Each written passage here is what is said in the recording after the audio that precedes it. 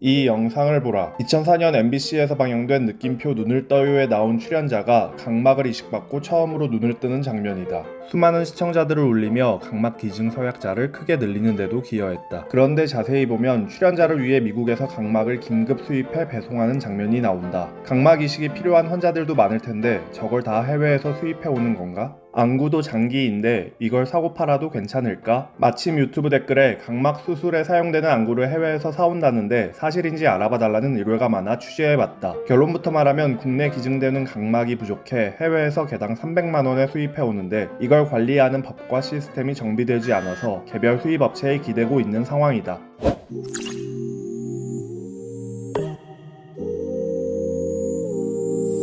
각막은 우리 눈의 가장 바깥 부분에서 빛을 받아들이는 중요한 렌즈 역할을 한다. 그래서 각막이 손상돼 혼탁해지면 공공이 뿌옇게 돼 시야가 흐려진다. 상태가 더 나빠지면 다른 사람의 각막을 이식해야 하는데 방법은 두 가지. 첫째, 국내에서 뇌사 판정을 받거나 사망한 사람의 기증. 둘째, 해외에서 돈을 주고 수입해 오는 거다. 각막은 다른 장기와 달리 사후 적출이 가능하고 사망 이후 최대 2주까지 보관이 가능해 해외에서도 수입할 수 있다. 인체 조직인 눈을 대체 어디에서 어떻게 사오는 건지 장기기증운동본부에 물어봤다. 미국은 안은행을 통한 각막 기증이 활발한 편입니다. 자국민에게 제공하고도 다른 나라에 줄 수 있을 정도로요. 그래서 국내 병원의 안과 의사가 미국의 안은행에 각막 이식 수술을 받아야 되는 환자가 있으니까 이러이러한 각막을 제공해 달라고 하면 국내로 보내주는 방식입니다. 각막을 기증받아 관리하는 NGO 조직인 아이뱅크가 발달한 미국에서 주로 조달한다는 거다. 국내에는 여러 소규모 영리 수입업체들이 있는데 일부 업체는 미국이 아닌 필리핀에서 각막을 수입하는 것으로 알려졌다. 아무래도 인체 조직인 만큼 배송 과정은 까다롭다. 국제 우편 배달 서비스 있잖아요. 페덱스 같은 거요. 그걸 통해서 세관 절차도 거치고요. 들여올 때 공급해주는 곳에서요. 보존액이라는 곳에 담아가지고 박스에 포장해서 오는데 의사는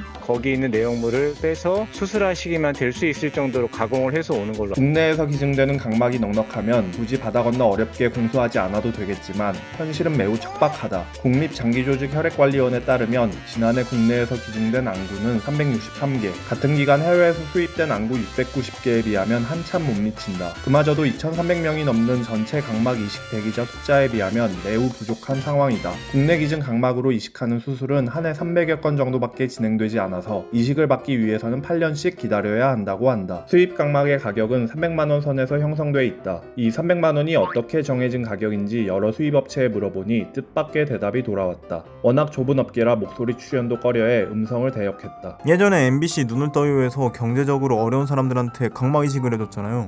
지금 각막 가격은 그 프로그램 생겼을 때 정해진 거예요. 방송에 나온 가격대가 있는데 그걸 높일 수도 없고 낮출 수도 없고 계속 이어진 거죠. 실제로 미국에서 파는 각막 가격은 아이뱅크별로 천차만별이에요. 과거 각막을 적출하고 이송하는 데 드는 비용을 고려해 정했던 300만원이 방송 이후에도 쭉 유지돼 왔다는 거다. 실제로 기사를 찾아보니 12년 전에도 각막은 300만원이었다. 수입업체 관계자는 국내 각막 수입 시장 규모가 워낙 작아 가격 변동 요인이 없다고 설명했다. 이렇게 가격이 사실상 고정돼 있어서 더 좋은 각막을 사오긴 어렵다. 퀄리티 좋은 각막은 비싸서 한국에 아예 공급이 안 되고 있다. 수입 각막은 보험 적용이 안 돼 환자가 전부 지불해야 하는데 각막이 필요한 환자들은 대부분 고령에 경제적으로 어려운 경우가 많아 지금 가격도 부담이 된다고 한다. 미국처럼 한 해에 수만 건씩 기증이 이뤄지면 해결될 문제지만 국내 각막 기증은 지지부진하다. 한국 장례 문화상 죽은 가족의 시신을 훼손하는 것에 대한 거부감은 여전하다. 수입 각막의 경우 관리하는 법제도가 없어 사실상 방치돼 있는 상황이다. 국내에서도 각막을 전문적으로 적출, 이송, 가공하는 국립중앙안은행을 세우자는 목소리가 나오고 있다. 보건복지부 의뢰로 한국외환부학회가 쓴 연구 보고서에도